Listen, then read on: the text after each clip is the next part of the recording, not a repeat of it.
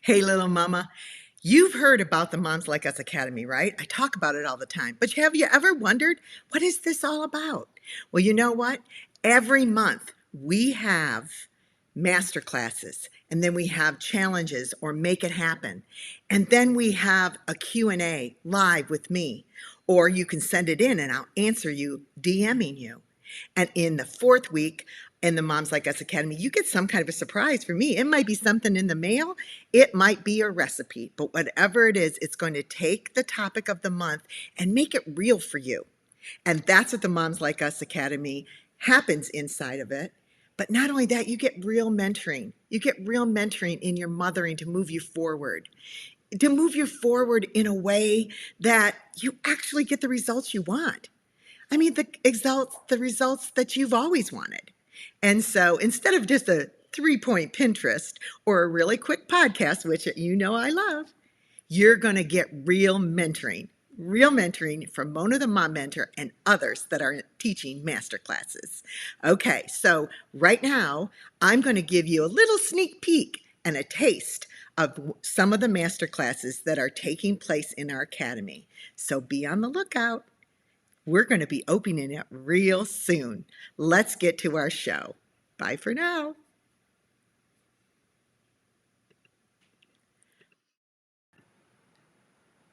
Hey there, little mamas. Have I got a treat for you, Academy moms, today? Remember when I told you moms like us do things like this? Oh, wait a minute. I always tell you moms like us do things like this. But for this particular masterclass today, I want you to think about something. Not only do moms like us do things like this, wives like us need to do a few things too. And today I have a really amazing treat for you. What I consider an expert in the field of marriage and womanhood is with us today, and her name's Suzanne Venker. And I know you've heard me talk about her before and all the books that I've encouraged y'all to read. And so today we're going to hear it straight from her precious lips, the truth about how to take care of a man. And I do believe she's giving you 6 points. So I want you to get a pencil and paper ready. You are going to want to write this down because you're going to want to remember it. You can rewatch the video, of course, but you know what? You're going to want it. You're going to want to do it. And then later, I'm going to challenge you to do the things that she is suggesting. I'm going to read Suzanne's bio before I bring her up. And the reason why I'm reading it, I know Suzanne and her platform and the things that she does pretty well. But I don't want to leave anything out because she's has quite an extensive bio. Okay. Suzanne is one of the boldest voices for truth and common sense regarding women and men, marriage and motherhood. She is continually shedding light on the lies that the feminist movement have used to devalue womanhood, motherhood, and marriage. Lies that act like they will empower women, but in fact, they actually cause women to be victims and oppressed. She is a marriage and relationship coach and has authored 5 books. Every single one of these books I have read. My favorites are The Flip Side of Feminism, The Alpha Woman's Guide to Men and Marriage. That one is so good, y'all. The Two Income Family Trap. No, the Two Family Income Trap. I think that's right. And among those are my favorites. Now, that one I've suggested to y'all before so that you can get out of being, such a work girl and you can be home with your kids more. Now, she has a new book that is called How to Get Hitched and Stay Hitched. And this actually can be a game changer for the generation that's coming up behind us because these women are starving for marriage and a meaningful life. This group. So it is kind of directed to single women, but inside of it are things that you are going to want to get straight in your own head from the lies that you've believed, and then also the steps to make it better. Not only will it help you in your marriage, it's going to help you parent your daughters and your sons, because they are going to learn what kind of girl to look for. Now, this book is not only the only thing she does is write books, because she is also a columnist and she's worked, her work can be seen in the best places at Time Magazine, USA Today, MSN, the Daily Caller, the Washington Examiner, and a whole bunch more. Now, she had an article in 2012, and it was at Fox News, and it was called The War on Men, and it remains one of Fox's most read opt-ins in history. It took her all the way to Tucker Carlson's TV show, and she has also been on The View. I know, scary, Whoopi Goldberg and all. Like I told you, she's brave and she's bold. Now, Suzanne has been married to what she calls her Renaissance man for 23 years, and they have 2 grown kids. And you can find a lot more about her and her wisdom with her podcast, The Suzanne Venker Show. And it's really, really good. You can just sit and listen, and you will learn how to have a better marriage and grab a hold of this womanhood the way it was intended to be. Okay, y'all are in for that treat. I am thrilled as punch to be able to introduce you to my new friend, Suzanne Venker. How are you? Oh, Hi, Mona. There you are. I was thinking you weren't. Can you hear me? Okay. I can. It's so good to see you. I'm so glad you're here.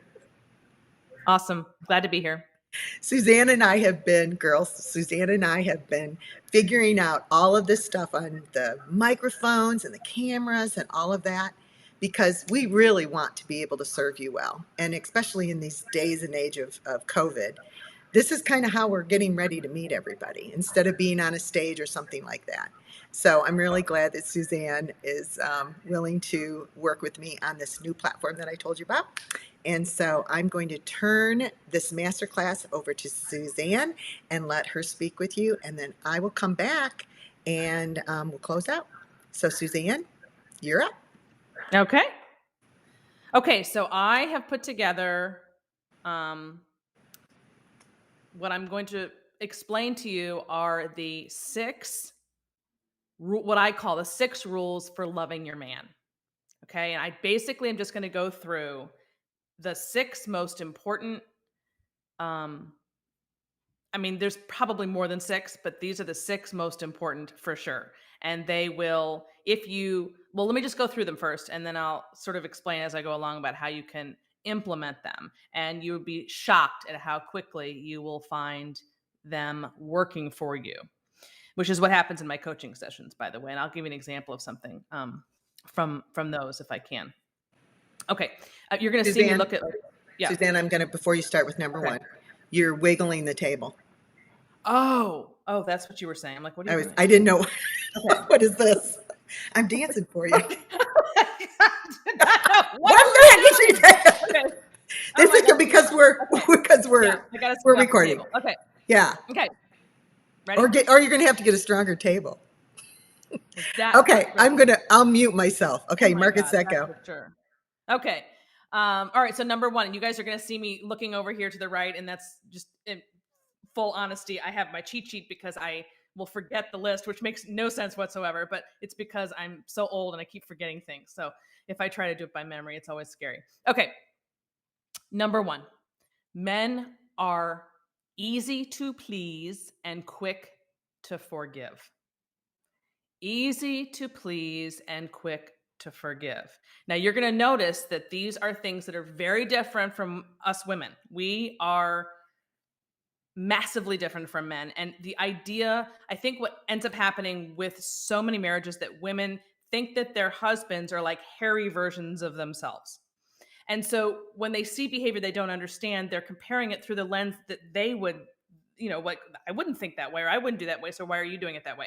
So these 6 things are supposed to be to get you inside the mind of a man and look at him differently and have a completely different perspective, so that when you get into these potentially problematic areas, it becomes really easy. Okay, so I don't consider us women easy to please or quick to forgive at all. If you know anything about women, which I'm sure you do, they hold on to things. Okay, we hold on to things. They'll remember things, and they'll pull it back, that kind of thing. So and these are all generalizations, of course, everybody's different, but in general, women are they're much less forgiving than men are. So in terms of men's simplicity, you hear a lot about men being simple, perhaps in the media or in the culture, but they mean it in a derogatory way. Okay. We're not talking about simple as in dumb. We're talking about simple as in have very few needs. There's very specific things you can do to bring out the best in your man. Okay. And here's what they look like. Number one, first and foremost, is respect. It does something to the soul of a man that makes him want to be the best he can be for you. And then you have to get into the specifics of like, okay, well, what does that look like? What is respect? I'm going to tell you the number one thing that I've learned the hard way, that you probably all can relate to, that actually translates to respect, but you might not think of it right away. And that is this: listening. That's it. Just listening. No interjecting. No, but nothing. Just sit there and listen. Be like, remember those psychiatrists 30, 40 years ago, they were taught to just literally sit there, and you'd go in there and they just sat there and you think, why am I here just talking to a wall? But they never spoke for like an hour. I don't think this is a thing anymore. But anyway, they did. They just sat there. You just went in there and talked for an hour while he just sat there. Well, I could have done that to the wall. Anyway, be like that. You're just going to sit there deadpan, and you're going to wait until he's finished, and then you can speak your piece. But this silence is crucial. You're actually doing something when you're quiet. When you're still and you're not speaking, you're actually doing something. You're showing respect. That's how he reads that. Okay? So that's single most important thing. The other one is not arguing. And that gets tricky because people are like, well, what do you mean? Like, you just never ever speak your mind, or you never disagree, or whatever. It's not never. It's that in general, as a pattern, you want to not always be saying no. You want to be saying yes much more often than you're saying no, and being more agreeable than disagreeable. Then when you are disagreeable or you do say no, he will be able to hear that. But if you're constantly saying no to everything, and no doesn't have to be the word no. No could be anything that's construed as the opposite of what he said. So I think we should go with this. Don't you think this color would be better? Something like that. That's a no. That's a I don't agree with that. I'm going to give you something else. Okay. So the no doesn't have to sound like the word no. There's a lot of ways to say no. Appreciation. That's the other big piece. You'd be surprised at how many weeks can go by, I bet, if you actually clocked it and realized, when was the last time you actually told your husband why you love him or what you appreciate about him? And this small thing, well, it might not be as significant to you. Maybe you as a woman don't need as much like verbal affirmation. I mean, again, everybody's different in this. Some people will, some people won't. But whether you do or not is beside the point. He does, and he will hear that and perk up and feel big. And that's what you want. You want him to feel big, because the bigger he feels, the more he's going to be the man you want him to be. The smaller he feels, the less man he's going to be that you want him to be. And then the third aspect of respect, and this doesn't sound like it would be with, again, these aren't things you would typically associate with respect, with respect, but affection. Affection. You cannot give too much affection. I mean, and I'm not talking about sex, and I'm not even going to talk about sex today, because that's probably a whole nother masterclass. And it's kind of a given that sex is part of this as well. But affection is overlooked, I think, because there's so much focus on the sex piece. Like just rubbing his head, right? Just touching his shoulder, just hugging him, just kissing him, not like non-sexual touch goes so far.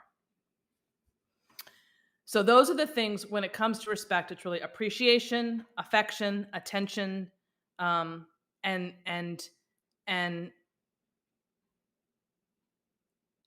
have it, whatever it is that makes him feel like you think he's the berries.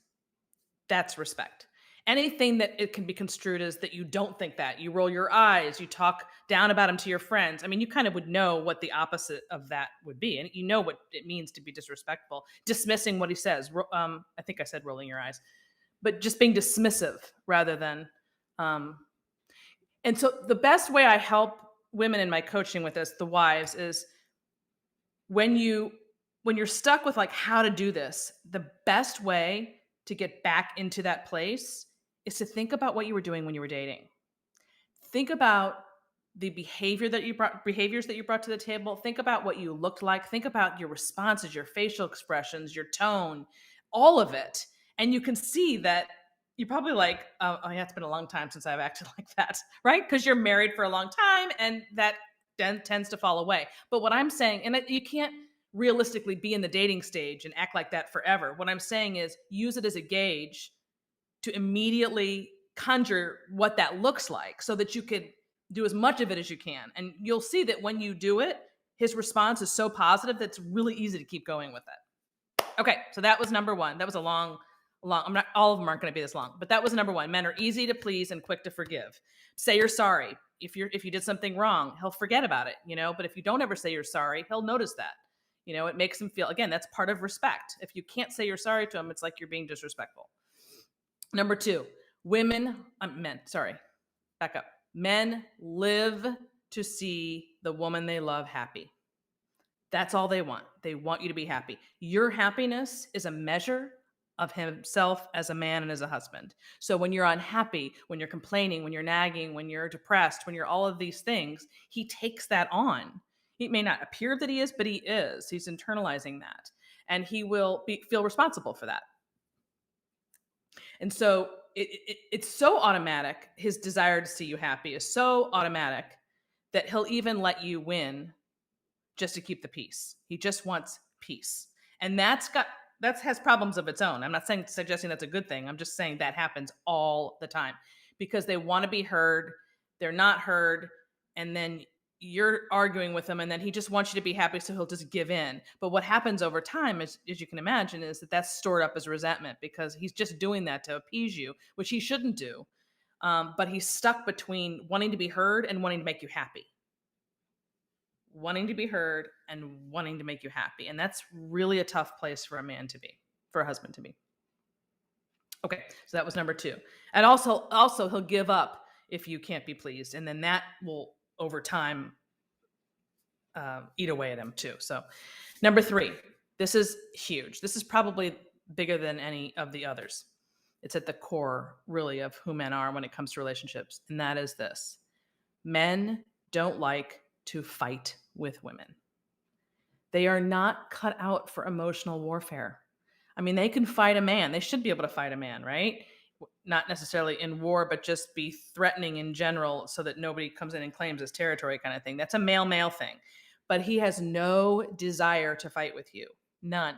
So, and that goes back to the wanting to make you happy and the fighting. And the women, I think, sometimes want a good fight. And they want to see in their man that you're alive, that you're in there, that you'll stand up for her. It's almost like a test to see if you're capable of it. And it's really dangerous territory because that's just not what they're cut out to do. And they don't want to do it. And they'll go to great lengths to avoid it. So you're basically wasting your time and really causing a rift every time you somehow are seeking any kind of conflict. And I don't mean that I don't think that women go around looking to fight per se.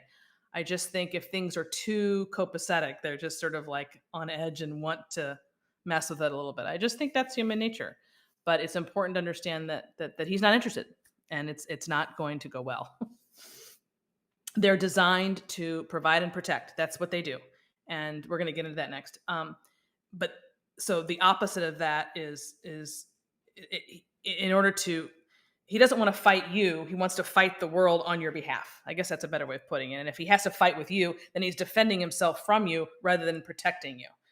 And that's not the way you want it to go, which leads into number four. A man's identity is inextricably linked to his desire and his need to provide and protect. So anything that anything that gets in the way of that is going to be problematic in your relationship, period.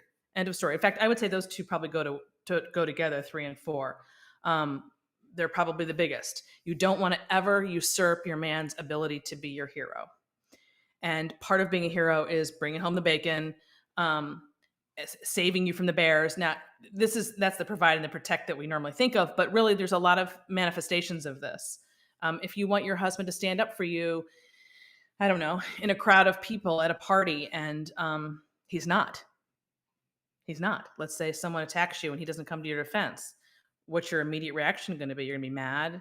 You're going to be, and then you have to look at later, why didn't he do that? And chances are, if he didn't, it's because he's not standing in your court because he's fighting so much with you. You look, you're either a team or your adversaries. And the more you're a team, the more you'll see that hero-like behavior come in, which is what you ultimately want. All women want to be provided and protected.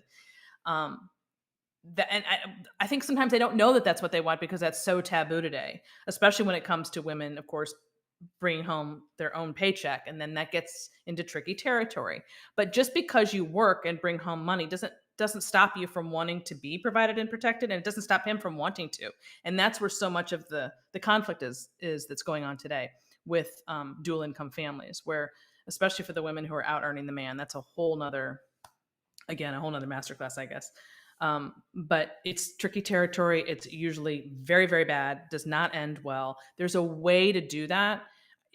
The point isn't not to bring home any money. The point is, how are you going to handle it when you are doing it? Because you have to be aware of the fact that a man's earnings and a woman's earnings, their response to that is very different. You don't have the desire to provide and protect your man. That's not why you work. That's not why you have an income, typically, unless you're single, like a single mom. But if you're a married mom, you're not working to provide for your man. Nobody really wants to do that. But a man does want to do that for you. So recognizing those differences means, oh, wow, when you come to the budgeting table, you're coming at it with completely different mindset. And so many women will inadvertently usurp his role by, wanting to spend more than he can earn, for example. Can't keep up with you.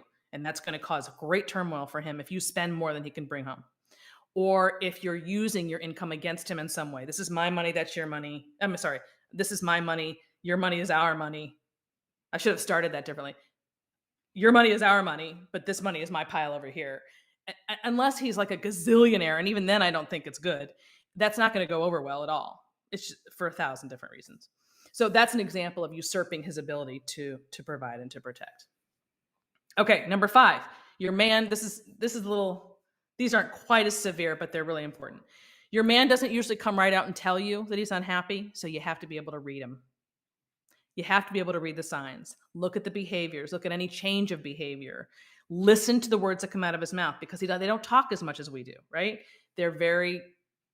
They typically do not talk a lot. So when they say something, listen and pay attention, because they're usually telling you something that you need to hear. And if you're dismissing it, you're missing the boat. And you do that enough times, he gives up. So he doesn't listen to me. Okay.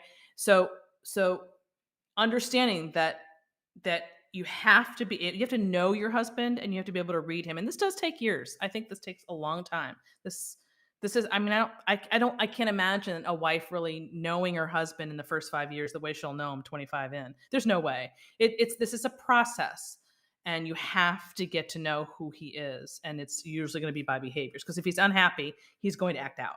He's not going to sit down and say, I'm very unhappy in this marriage, and here's why. I mean, he might, but typically, no. He's just going to do things, actions, right? And you got to pay attention to those. Okay, number 6. Men respond to sweet talk and bottom lines. Sweet talk and bottom lines, which means do not nag, do not complain, but be sweet and kind and gentle in your approach, and get to the point fast. No long-winded. He's going to tune you out after minute 3. He's not going to, right?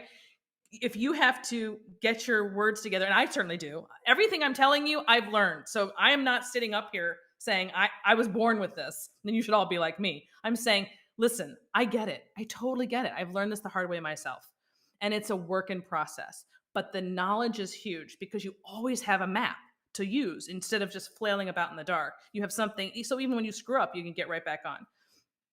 Come up with what it is you want to say in advance. And if it requires writing it all out so you can get all your thoughts out, figure out what you want to say in just a few sentences. I'm telling you, the shorter and more concise you are, the more he will hear you. And similarly, rather than every time you want to make, I call it nagging or complaint, turn it into a statement of desire. So rather than saying what you don't like, because he can't do anything with that. When you complain, remember, he wants to jump in and be your hero. He can't do anything with that if you complain. He doesn't know what you want. So instead of just complaining and letting it sit there, state what it is you want.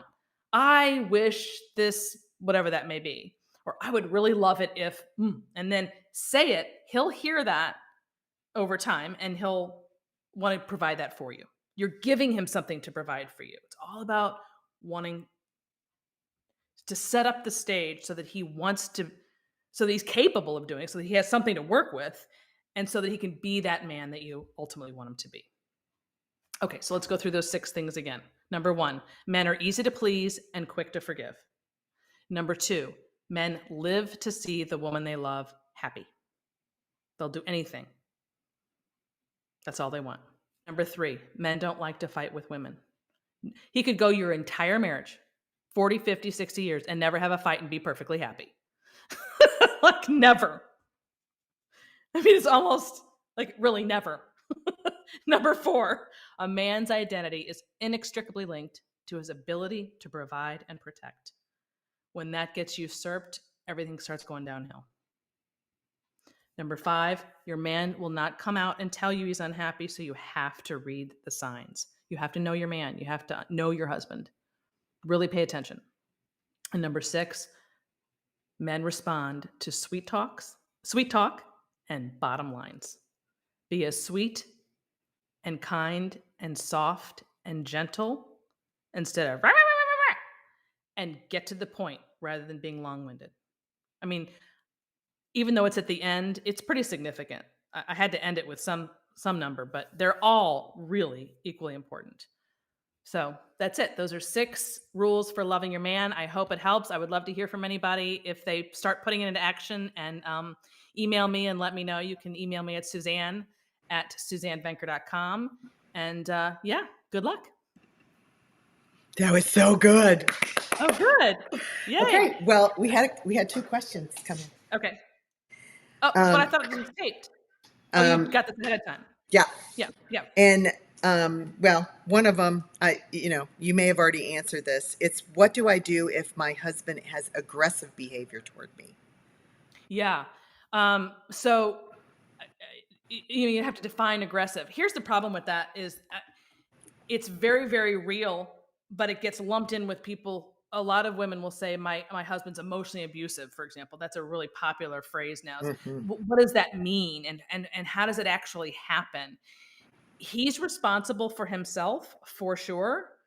But what I always tell women is, since you can't change him, make sure that you're putting into action these things and being the best wife you know how to be consistently for X period of time. And then if he's still aggressive, mean, certainly not, none of this is for abusive. We're going to put that into a category. That's not what I'm talking about.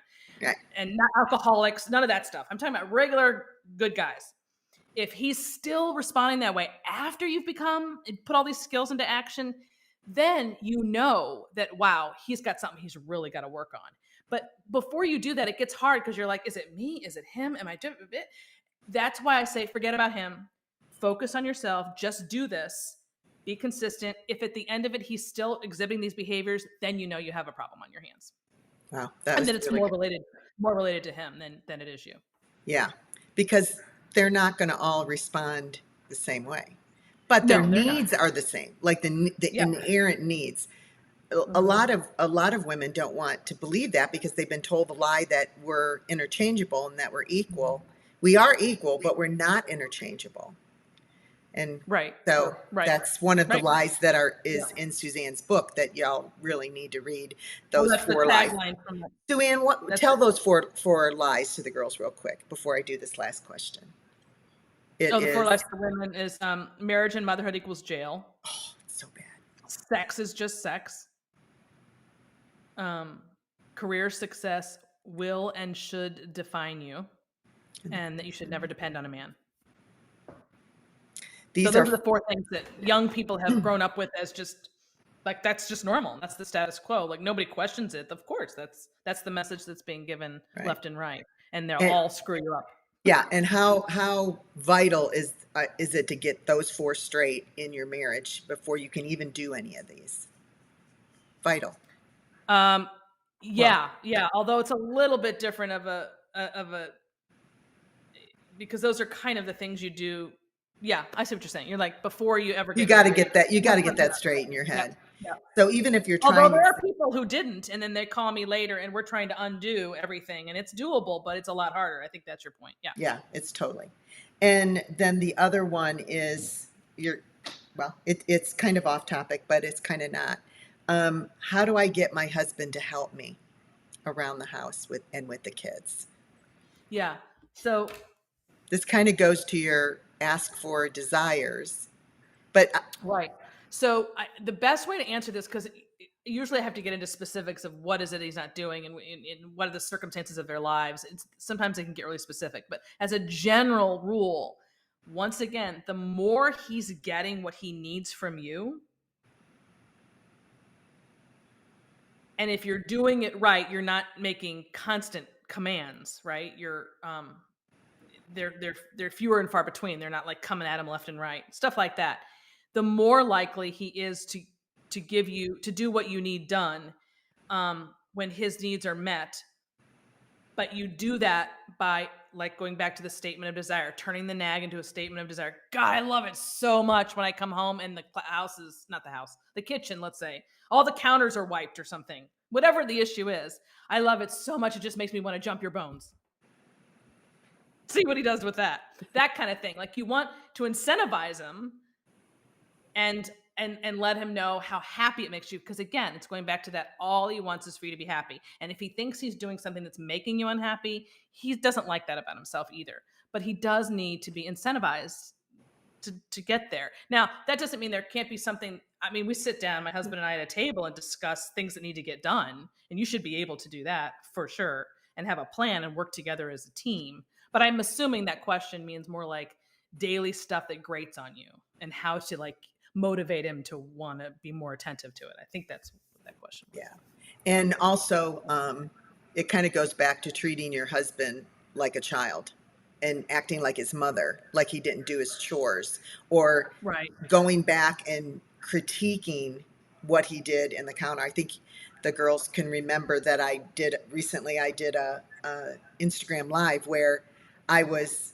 showing what my husband had cleaned up the kitchen. I was showing the things that he had left undone and how, that this is a gift and don't do this, and things like that, because that is true. We go through and then we're critiquing it as if we know how to do it really good, which makes us feel good that we know how to do it really well, but then we're treating him like he doesn't have brain Right. fed, and they don't see Right. those things.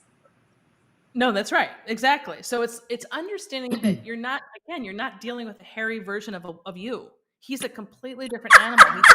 That's awesome. Or more hairier than, because this is a lot Yeah, of right. hair. You got a lot of hair. I don't have any hair, so um yeah, he's a completely different species almost. You just have to think of it like, well, how does he think? What does he and he is never going to respond to anything that even smells like he's being told what to do. It Oh my immediately God. kills sexual desire, by the way. That's a whole nother thing.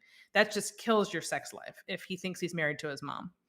Again, go back to what you did and how you acted in the early years. I'm telling you, this is the best way to immediately get into that mental space.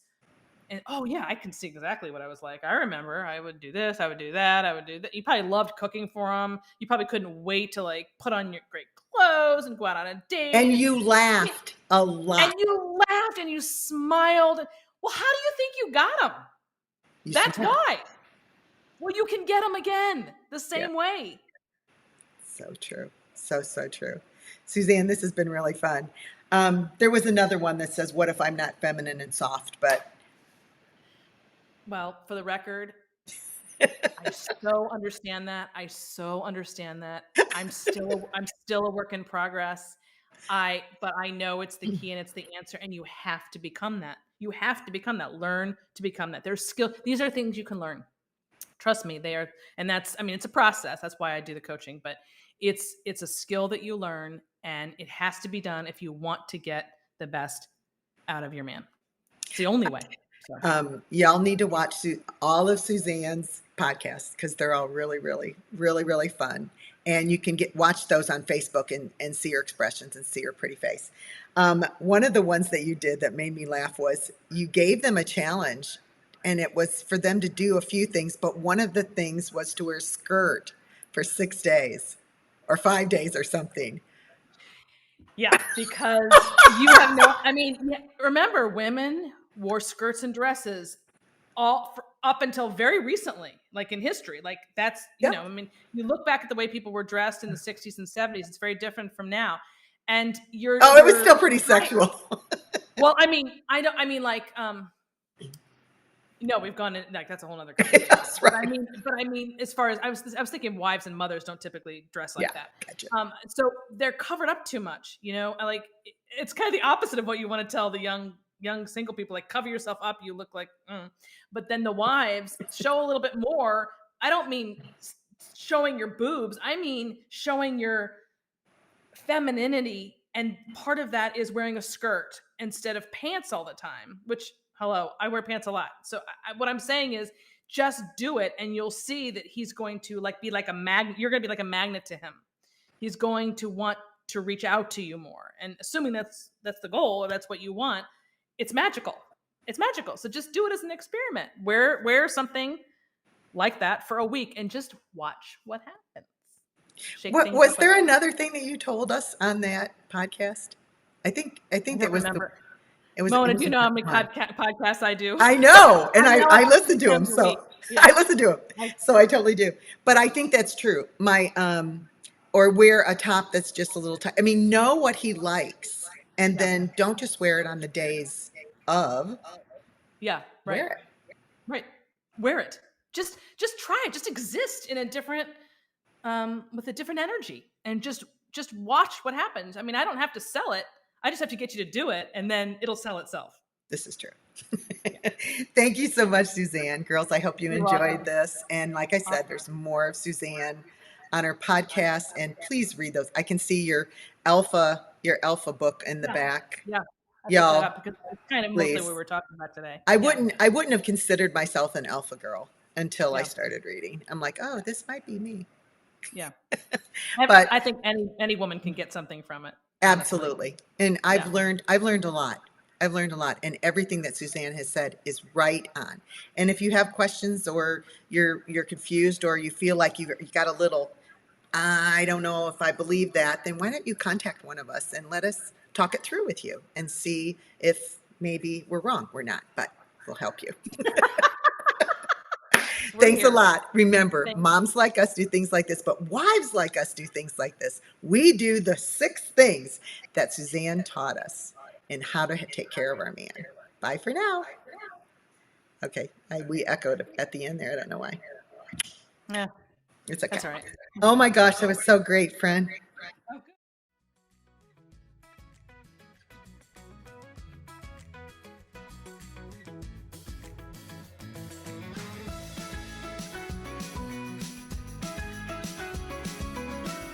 Hi, I hope you liked this episode of the Moms Like Us show. And if you did, I hope that you'll share it.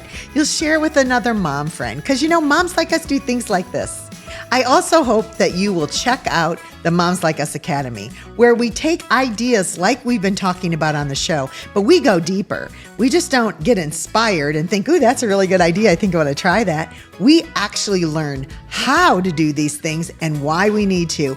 And then you know what? You have Mona, the mom mentor, and other master moms that teach the master classes in there. They come alongside and we help you implement and really, truly change your mom life into the mom life you've always wanted to have, because motherhood isn't a natural talent. It's a skill, sweetie, and you can learn it. So go and check out the Moms Like Us Academy today and find me when you get there and say hi.